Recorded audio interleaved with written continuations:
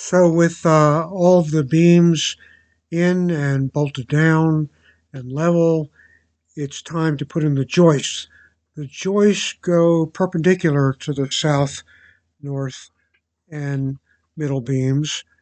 They're nominally around 16 inches apart, so they don't have to be spaced exactly evenly.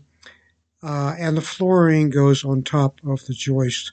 The joists support the flooring, but they don't support the walls. The walls are supported by the beams.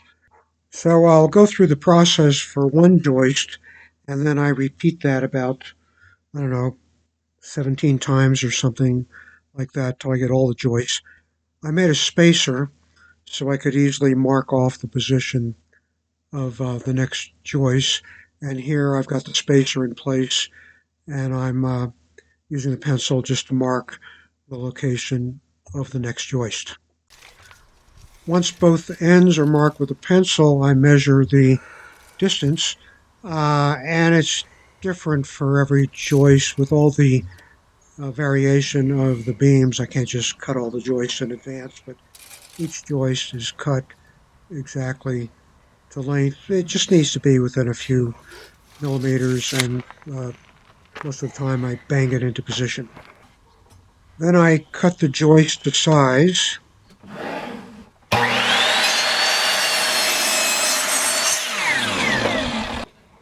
Then I temporarily attach wings to both sides of the joist. The idea is the wings hold the joist on the beam, ensuring that the top of the joist is even with the beam, and screwing it to the beam once I get it lined up with the pencil marks. So when I put in the joist hangers that we're going to see very soon here, the beam doesn't move. It just makes it that much easier to do things that way.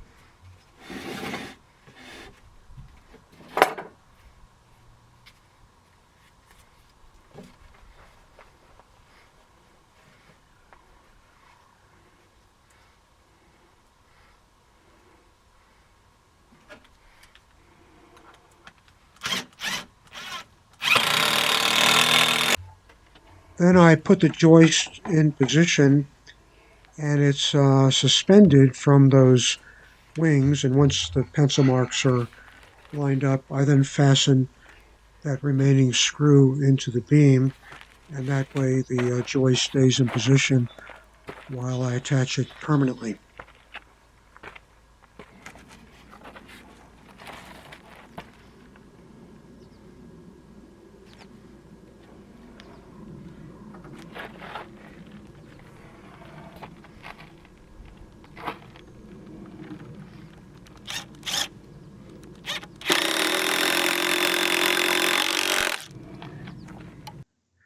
I put a joist hanger on top of the joist so you can see what it looks like.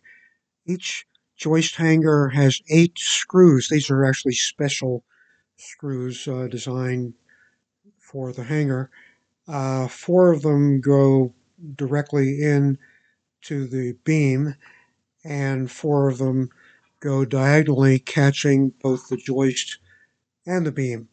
The closed part goes underneath the joist, and the joist is resting on it, so that is really supporting the joist, and it has to be in contact with the joist. And this is a secure way of attaching a joist. It's code approved by all building departments. And there are about 28 of these on the greenhouse joists. And after about 25, I got the hang of it. Now you're going to see me install one of these joist hangers. This is pretty far along when I am semi-proficient.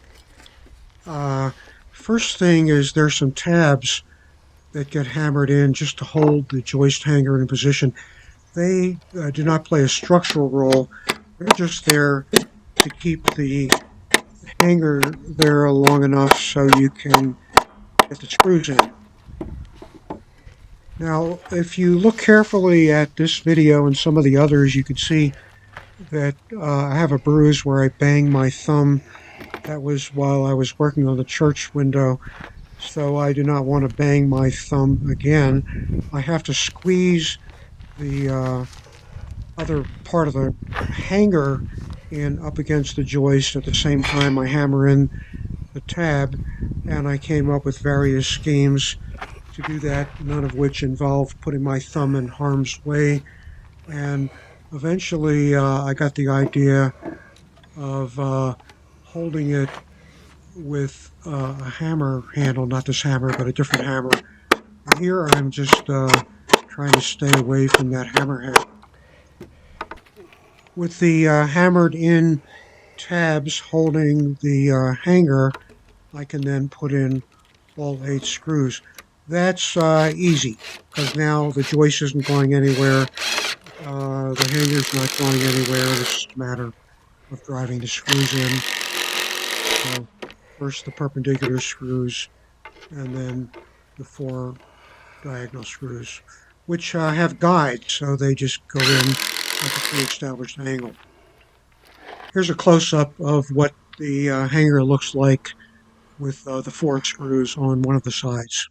Now I've removed the wings, and I'm feeling that just to make sure that it really is even with the beam. And now the joists are completed. A few little, I wouldn't even call them problems, I just call them variations, where the sisters are involved, the joist ends up being shorter. For example, here in the southwest corner, and then over here in the northwest corner, same thing. And the joists are level, not only along the joists, but from joist to joist. I took a lot of care to make sure that the joists were even with the beams, and I took a lot of care to make sure the beams were level. So this is complete now. It's ready for flooring. We're not going to do flooring now. What will happen now is we will start to raise the walls.